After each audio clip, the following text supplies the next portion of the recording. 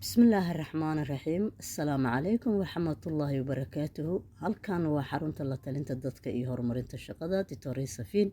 ولا شيء إن الله سوى دكتوري سفين أن ولا ليال سود وهذا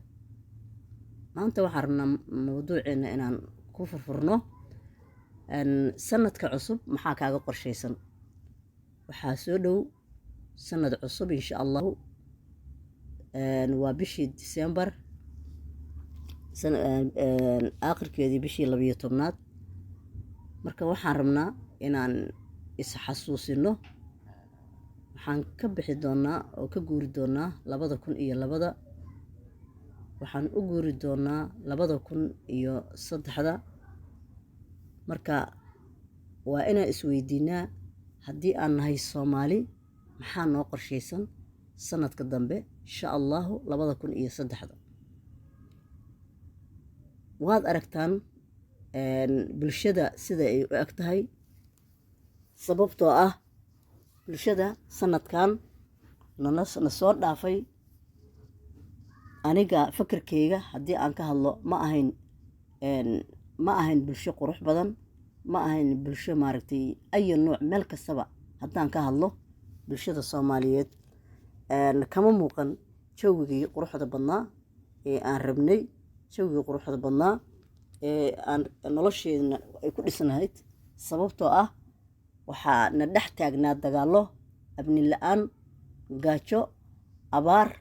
intaba haddaba maxaan rabnaa sidee rabnaa inaan u ekaano sanadka dambe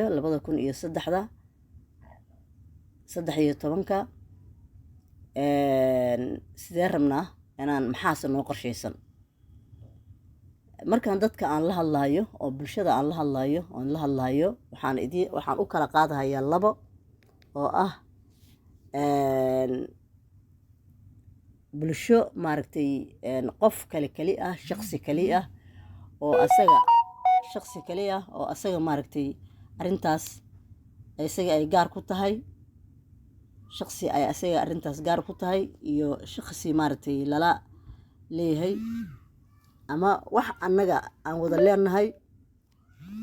oo naga dhaxeeya bulshada Soomaaliyeed haddaan nahay waxaa naga dhaxeeya ciidda naga dhaxaysa calanka naga dhaxeeya waxaa naga dhaxeeya haddii Ilaahay ku reeyay dimuqraadiyadda naga dhaxaysa wax kasta naga dhaxeeya maaragtay waxaan ka wadaa maaragtay magaca ayaa naga dhaxeeya Soomaali jamhuuriyad dhul intaas ayaa naga dhaxeeya marka sideen u horumarin karnaa dhulkeena macnaha waxaa suurtagal ah qof inuu ku taamahayaba inuu sanadkan sameeyo waxyaalo mafaaji ah oo wax soo saar wanaagsan soo saaro sidii wiil aan arkahay maasha Allah doon qurux badan soo saaray badda maraysa isku dayay magaciisa runtii meesha inaan ku soo xusay ahayd laakiin ma soo xusin waan ka xumahay magaciisa ma aqaan laakiin waxaan arkahay maalin dhaweeto yar sameeyay doomihii lagu mari lahaa badda lagu soo kalluumaysan lahaa Soomaali wax ku qabsan lahayd oo banaanka aan kuyaan ka soo gadan lahayn ma ahane kuwa asoo gacantiisa ku sameeya aad u qurux badan oo maaragtay badda looga kalluumaysanayo marka wiilkaasu waa qarannimo wax u qabtay sidoo kale dhalinyaro waxaan arkayay sameynaysa maaragtay baddi xaaqaysa qurxinaysa oo qashinka ka qaadaysa dhulka sidoo kaleeto xaaqaysa qurxinaysa geeda abuuraysa baan arkayay ayagana waan ku soo qaadanayaa ayagana dad badan oo dhalinyaro sidaas oo kale horumarinta bulshada si fiican ugu hadasha ayaguna oo aad u soo jeedisa waxyaalaha bulshada maaragtay wanaaga u ah waxyaalaha bulshada maaragtay horumarinta u ah waxyaalaha maaragtay bulshada dhiirigelinta u ah waxyaalaha bulshada xuxunka ku jira oo la rabo in laga saaro oo la rabo in maaragtay dalku ku hormaro ama qof kasta oo maaragtay shakhsi ah ama bulsho kastaba dhibaatada haysata maaragtay laga hadlo dadka aan codkooda maaragtay soo deyn karin aan laga hadlo loo hadlo intaasoo ayaa jirta oo maaragtay oo dadka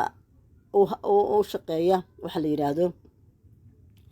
dadka u shaqeeya bulshada waa shaqsi maahan kaas waxa waaye waa bulshada u shaqeeya. waxaa kaloo xiga dadka wada nool sida ama wada isqaba oo waalidka ah wiilka iyo gabadha ama hooyada iyo aabaha. waxaa la rabaa ayaguna inay u shaqeeyaan bulshada waxay ugu shaqeynayaan caruurtooda ayay xafidhayaan, caruurtooda ayay ilaalinayaan, caruurtooda ayay tababarhayaan. caruurtaas bulshaday ka mid tahay, caruurtooda meeshii la raba u dhigahayaan. ayaga laftigooda ayaa aan leenahay waalidkaas laftigiisa maxaa u qorshaysan,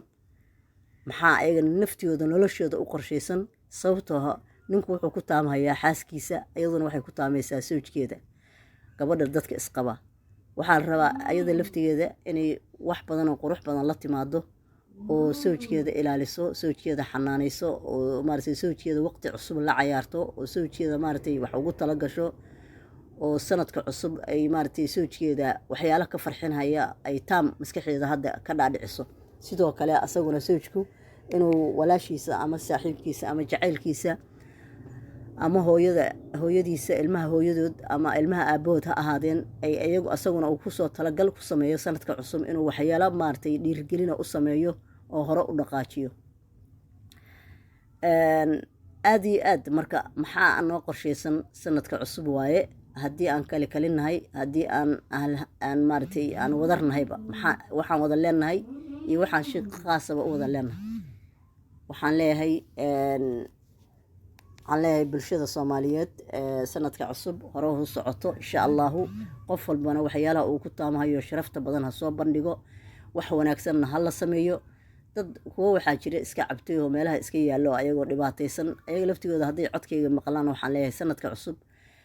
ka baxa dhibaatada iyo waxyaalaha xuxunka iyo kii wax dilahaya, kii oo awal ku jiray maaragtay fasahaad, kii maaragtay cibaadada ka xumayd oo aan tukan jirin ama maaragtay qaab xumaa. adiguna waxaan leeyahay ka bax dhibaatada, ilaahay u noqo, tuko,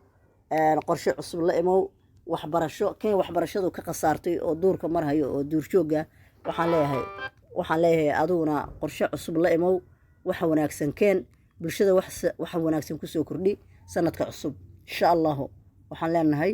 khayr iyo liibaan iyo bashbash iyo barwaaqo. aniguna aan ku daraya maadaama aan ditore safiinahay soona jeedinaya casharka. ilaahay idinkiis